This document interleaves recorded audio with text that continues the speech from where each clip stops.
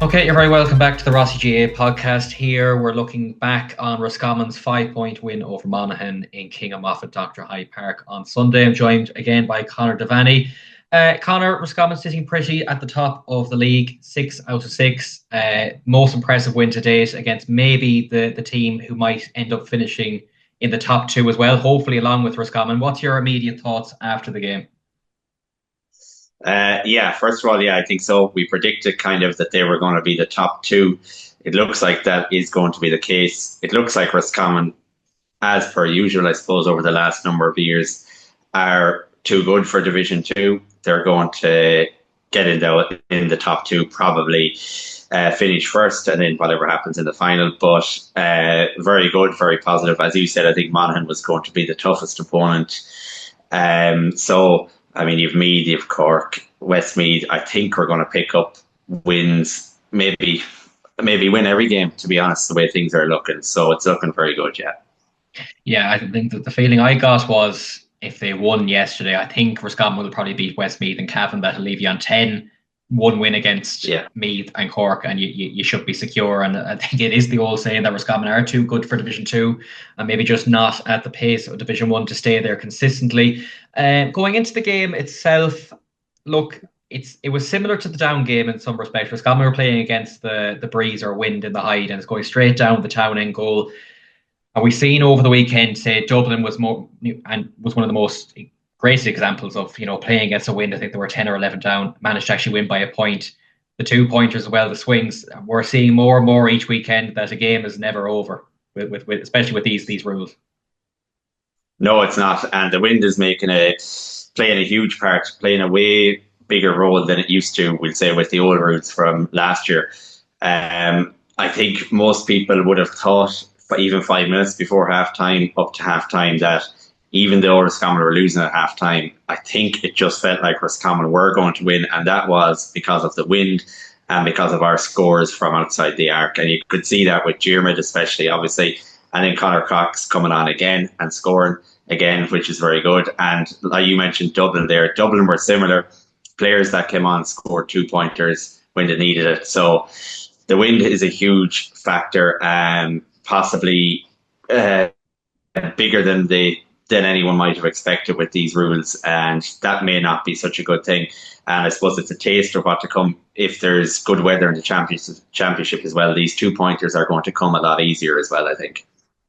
Does it almost feel now that you're actually better play with the wind in the second half than the first half? Is it kind of flipping? Because before, usually you'd always play at the wind to build up a bit of a lead, but I suppose having that bit of a wind and knowing that you could maybe gamble on a few 2-pointers in the first half, you might be inclined to do it as much. Yeah, always before now, I would have said take any advantage you're given, and that would have been the wind. I've had many a row with managers as a captain of a team and saying to play against the wind, but I don't think you should have ever played against the wind in a game before. But I think you're right. I think with the new rules, what happens in a game is the first half tends to be a little bit tighter. Subs come on, the game opens up, people get more tired, especially with the new rules, and wing forwards and wing backs, midfielders are up and down more, they're getting tired, the game gets looser. You bring on subs, the 2-pointers become easier. And so I think when you have the wind at that stage, you're going to gain from that a lot more. You're going to get 3, 4 or 5 2-pointers in a game like that if you have good forwards like Roscommon do. So yeah, I think for the first time, that has flipped. I think it's more advantageous now to actually go against the wind in the first half and try and keep it tight. Yeah, because even in the first half, like Monaghan only got 1 2-pointer, and it always felt like Roscommon were in the game. I think they had at least 3 goal chances that they probably hit straight at Beggan. They tried to go for the bit of the jugular. The 2 Monaghan goals as well, we've seen Roscommon benefit from a long, well, it's a shot from Kieran. He went for the goal. I think Monaghan benefited from it in a different way. But again, it shows the bit of chaos that a long ball can cause.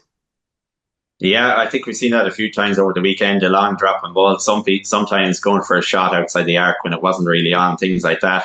But again, back to the 3 chances we got, it was very unusual for Kieran and Diarmuid. They both had excellent games. Obviously, Diarmuid man of the match too. To take those shots straight at Beggan, especially from close range. Normally, one of them at least would have stepped around Beggan or put it along the ground. So it was just unusual. maybe goal scoring just hasn't been happening as much yet. But the two Monaghan goals were well taken, one chaotic, all right, and one excellent finish. So, yeah, I think there's a bit of chaos with those high balls coming in as well, which I guess is no harm. I think there's a few things with the rules. I suppose it's if you talk to players as well, it's definitely becoming easier to score. So something that has flipped is from being very easy to defend, the game has now become very easy to attack and very easy to score. So I suppose one of the things that the FRC were tasked with achieving was getting a more high scoring game. Well, they've definitely achieved that, but I suppose you have to look at things in a context and at what cost. Maybe the cost is it now actually impossible to defend? And it almost is impossible to defend. The opposition team, the attacking team, can keep the ball if they want. We saw Dublin keeping the ball for 3 minutes with the keeper coming up between the 45 and 65 when he wasn't really used as an attacking threat, but just as kind of a quarterback role. You can just keep the ball for as long as you want there, which again, if you're playing against the wind, might be advantageous. So I think the game has flipped from being too easy to defend to now nearly being too easy to attack. Well, that, I mean, from a bias point of view, does that suit Roscommon down to the ground? That is maybe, you know, a basketball game that we can show off our forwards. Yeah, I think that's exactly it, and I think that's why we're doing so well and winning some of these games at ease. I know the last game against Monaghan wasn't at ease, but it still felt like we were always going to win it and get those 2 pointers at the end, and get enough scores. So yes, I think it suits teams now with an attacking threat, and it suits teams with a keeper that can actually play a bit of football and get involved in the attack. And I think you saw that. I think maybe the Galway goalkeeper, I think it was Gleeson that had in goals this weekend. Yeah. And you could see that Derry were letting him have the ball because he just wasn't comfortable making an incisive run or taking on a shot. Whereas you have Beggan scoring, you have Morgan scoring. I think Conor Carroll could become more of a threat. He's comfortable on the ball and he's helping the attack, but teams will eventually leave the keeper alone, like you saw Derry leave Gleeson alone if they know he's not going to shoot or be an attacking threat. So the teams with the keeper being an actual proper attacking threat is where the scores are going to come easier. So that's just the way it seems to be at the moment. Yeah, and it'll probably be striking the balance. And I just want to touch on the Derry Galway, the Galway goal. I think Derry had an outfield player in goal and he was influential, but I suppose the Galway goal showed that he kind of nearly dived out the way. So it's kind of probably getting the balance. Like Beggan and Morgan are probably the ideal ones, that they're actually very efficient in both ends. Yeah, like you still need to be able to stop. There's going to be, 2 or 3 shots on goal, I suppose. You'd want to be saving 1 or 2 of them, I suppose, or having a good go at it. But I suppose you could argue that you could set up just as much in the attack, but I think you do need balance. And another thing, like, I suppose there's a balance in this too, and people, the FRC, another thing they said they wanted was more high fielding. Now they're taking the statistics of this. I don't know what they are, but just from watching a lot of games, I don't know if there's been much more high fielding, and the reason for that is because everyone on the pitch knows where the kick out is going, and therefore if you know where the ball is going to land, you're going to have more bodies there, and then you're not going to have much high fielding if there's going to be 10 or 12 bodies around. So I know Doyle for us was particularly good. I think he caught 3 kickouts, but I think that's actually unusual. So we've lost the art, as like everybody was lauding Stephen Cluxton for years, being able to pick out someone like Fenton on the run for 45, 50 yards, and Fenton actually catching the ball. That kick out is gone now. So that skill that Cluxton had as a goalkeeper, so to counter the argument that you need a goalkeeper like Beggan or that, maybe you don't, because all you're doing now is basically a lot of the time closing your eyes and kicking it either to the right or to the left. So that skill is gone, and I'm not sure is that an unintended consequence of the new rules as well. Yeah, Roscommon made a few changes, probably in force as well. I suppose notably Enda Smith and Darragh Craig out the forward line, both have a couple of knocks, I think. Hopefully nothing too major.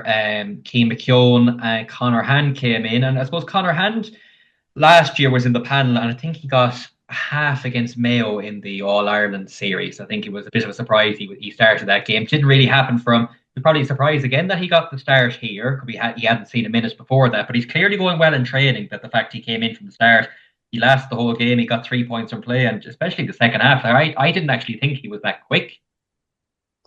Yeah, the start of the second half, he was excellent. He got points there when we needed points. Yeah, he was very fast, and what he was particularly good at was joining the attack, and the timing of his runs was excellent. There was one hand pass that Kieran Murtagh gave him, and he bounced past one player and soloed past another player, and just tapped over the bar, and it was all, as you say, at high pace. But what was notable about his scores were the timing of his runs, which a lot of players actually aren't excellent at, but he joined from deep and really went at pace at the exact right time to pick up the ball. So yeah, he was brilliant the last day. So hopefully that keeps going. And again, like we said before, Division 2 allows you to make all those injuries. I think Davy Burke, in fairness, said they're not long term. They'll only be out for a couple of games. There's no major injuries there, but it shows that even without what you would have selected as your starters, we can still win a game against any Division 2 opposition, which is brilliant. And it's brilliant again that someone like him gets a full game.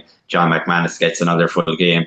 So Doyle gets another full game, plays very well. So you're getting all this game time in Division 2 that would be impossible in Division 1, or if they did have to play through injuries, you'd be getting a beating. So it's very good. It's positive. Yeah, because you mentioned Conor Cox earlier. Like, he got about 5 minutes allowed. He comes on, he gets a point from distance. He got about 5 minutes again on Sunday, and he got a 2-pointer and a single pointer. So that's 3. So the competition is fierce. Like, Ben O'Carroll came on. I said there was no Enda, there was no Darragh Craig. Kieran Lennon's still there. I'm looking. Cathal Heenan only got into the 26 for the first time as well at the weekend. So like, there is serious competition in those forward places at the moment. There is, and all those you mentioned can score and would likely score 2 or 3 points in a game. So there is competition, and there's certain players and that maybe will just have to be happy with coming on and be satisfied with maybe winning a game for Roscommon, which is obviously a very good thing. And you might have to just come to terms with that, like the likes of Conor Cox there. Is he going to get started? I don't know. He has justified a starting place, definitely. But is Davy Burke just going to use him as someone to come on when the game is looser? You could see Conor Cox's movements was around the arc, really looking for that 2-pointer. And I know he got a single point inside the arc after that, but that's what he's looking for. That's what he's excellent at. So it could be that for him for the year. You wouldn't know. Yeah, and it's probably given the likes maybe Enda Smith, Jeremy Murtagh, Kieran Murtagh, like, they seem to be the 3 that usually stay up. Donny and Jeremy definitely. Kieran sometimes interchanges. Like, the fact that they can even get a breather, basically, that if it goes the other end, they're not up the other end. And having Jeremy, even maybe the last couple of years, was bringing the ball forward. We hadn't seen him do too much of that, actually breaking defence and running maybe 30-40 yards. And they can get that breather and be ready maybe in 30 seconds or a minute for the next ball in. Yeah, that has to be brilliant for Jeremy, especially because, in fairness to me, he's a very honest player, and he used to do a huge amount of work tracking back. He used to tackle hard, and you'd often see him in the wing back position, even corner back position, and he would be absolutely wrecked. And he has to run back up that pitch, get into position, then try and win a ball. And that's the difficult part. And that's when you might have seen a few years ago a cornerback getting out in front of him or something like that. But now that's rare. And even better, he's fresh. So when he turns and has the ball, he can do his little jink inside and curl it over the bar. So it's definitely a huge advantage to Jeremy in particular.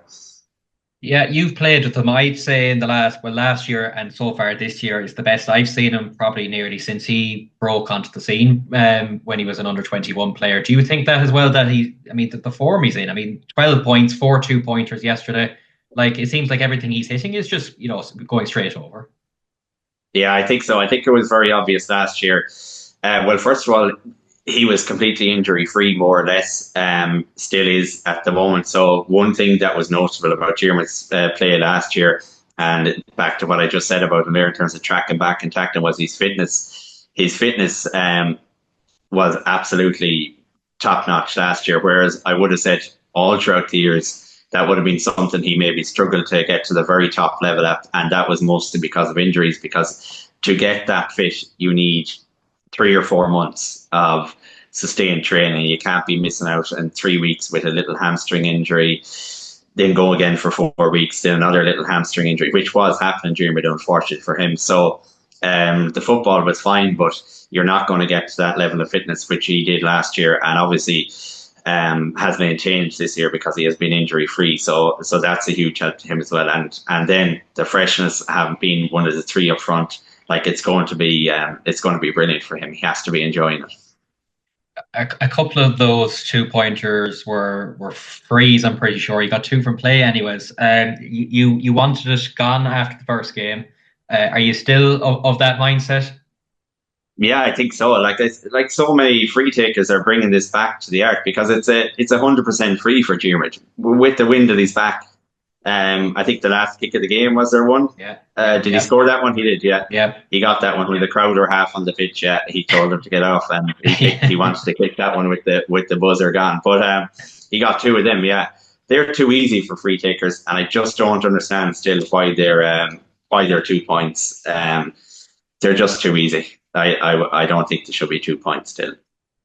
Do you think there's a will from the FRC to listen to what's being said from people? Like, the general consensus is that the games are more enjoyable so far. Players are enjoying it. They're being decent to watch. I know it's still early days, but going into the championship, like, will it be nearly all rosy and they're going to just ignore any small tweaks that might be needed? You'd like to think not. It's hard to know what the agreement is on what tweaks are needed. I suppose a good few people have said that about the 2-pointers.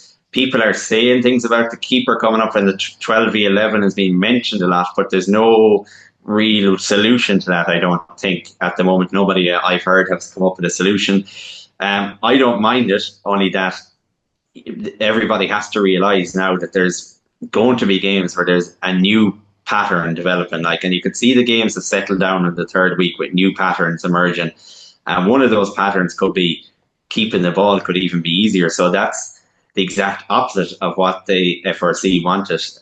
So bringing the keeper up, the idea in that was that they couldn't keep the ball back into defence, but by bringing the keeper up and giving him as an extra man means you can still keep the ball just as easy, but in the attack, and you're guaranteed that the opposition can't go man on man in it. So you can't really get the ball back if you have really good forwards and you wanted to keep the ball, like an example down in Kerry where Dublin did keep the ball for 3 minutes. I think a lot of teams will be capable of that. And at certain times come championship, you can imagine in an Ulster final there, Donegal keeping the ball for 5 or 6 minutes. If that was one of their tactics that they wanted to do against the wind, to see it to halftime. And I mean, that's going back to what everyone didn't want. So I think there's a little issue there. They might play out the year and see how that goes and change it after. But I think that's going to be a pattern that's going to emerge, along with it being completely flipped from being too defensive to too easy to attack. But that might not be an issue for most people,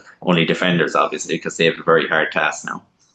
Well, as well, they're bringing in the clock. We've seen the Hooter in the Hyde for the first time in Division 2 games over the weekend, and it's probably adjusting to the clock. Like, I think the Derry-Galway game, Galway won it back and had an advancement, but they only had about 10 seconds left. So it's probably actually getting used to that. Like, say, if the 69 minutes gone and you're at the other end of the pitch, our team's just going to hold us until inside the 10 seconds that are left, they're actually going to be looking at the clock. We're going to get to that stage. Yeah, possibly. And I think teams, in fairness to Roscommon, they do try it sometimes. They really try and press and try and win the ball back up high.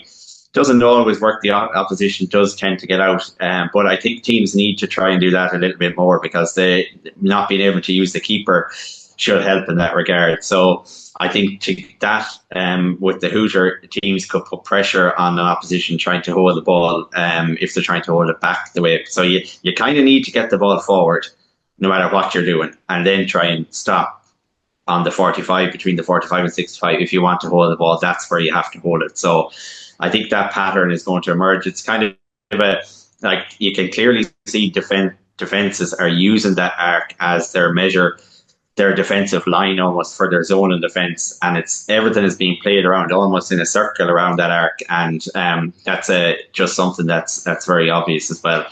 Which might not be any harm, but it's just a new thing. So we had patterns that we didn't like in the old game, apparently. So now we might have new patterns that you may not like either.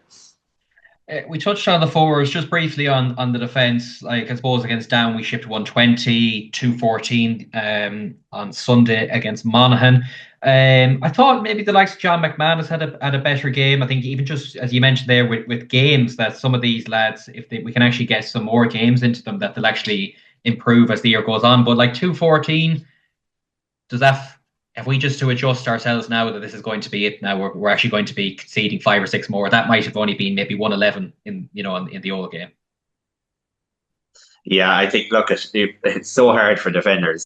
They're going to score. Any decent team is going to score probably a goal and probably 15, 16 points at least, if not 17 or 18. So that's just the way it's going to be unless conditions are different and unless it's a totally different type of game. Like I suppose maybe the Mayo Tyrone game was slightly different in that regard. But yeah, I think the defence did well enough. John McManus was very steady at full back. Didn't seem to have a whole lot to do, but anything he had to do, he was around.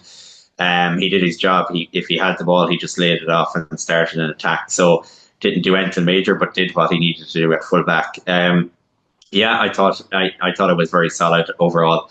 And again, not much defenders can do. I feel for the defenders because every attack you sense that it's going to be a score.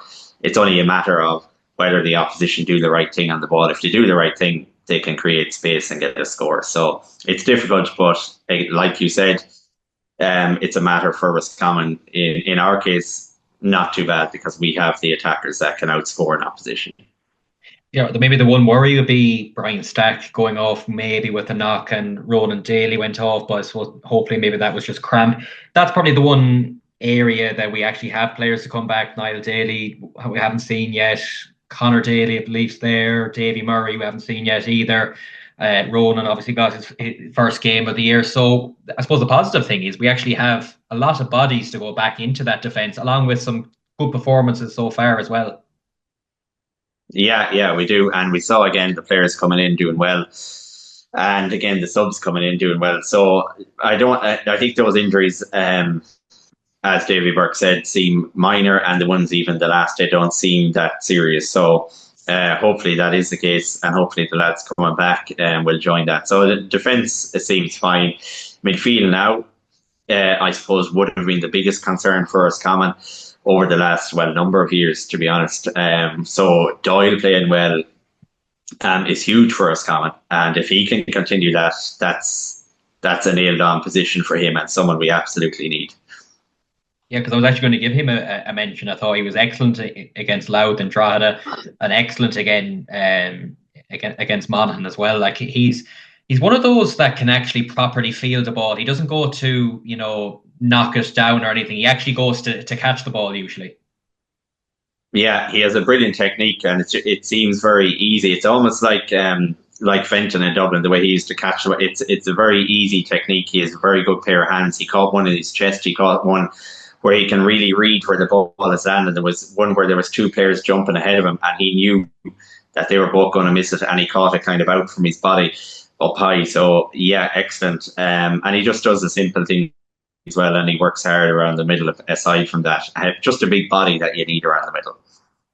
Yeah, briefly looking ahead to Sunday's game away in Navan against Meath. Meath seem to be actually going decent enough. I think that they beaten down Cavan well. They were unlucky against Cork from what I heard as well. So look, it should be another decent test. But I'd imagine again, if Roscommon have play at the level what they have in the first 3 games, they should probably win maybe by 4 or 5 again, I would think.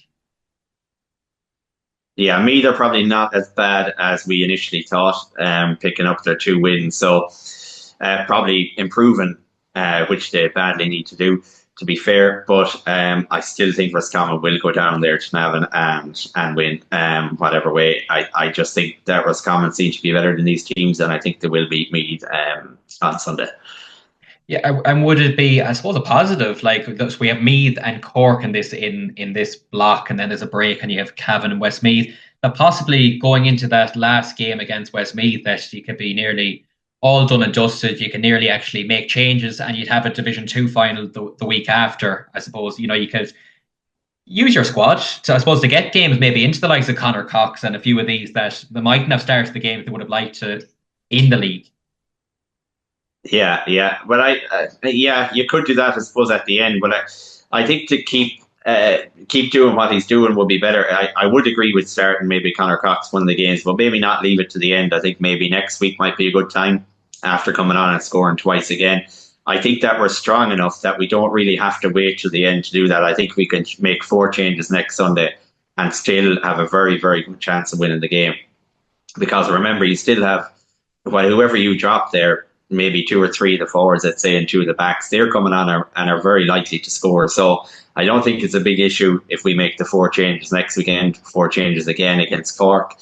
We've done it. It was forced maybe a little bit through injury this weekend, but it didn't matter against probably the strongest team in the division. So I think you need to just keep making those changes rather than wait until the end and making 10 changes. I don't think that's really, there's not much continuity in that, and it's probably frustrating for players if you do that, because it's kind of feels like a token, okay, you can play this game and we'll see how you're going or whatever, but we really know you're not starters at this point. So I think it's better to continue along the lines that we're doing now. It's better for everyone and it's better for the players, because if that last game isn't really competitive, if we know we're in the final, it kind of turns into a different kind of a game that could be very, I know they're all high scoring, but it could be very open and loose. So it's not good for players that are just coming in.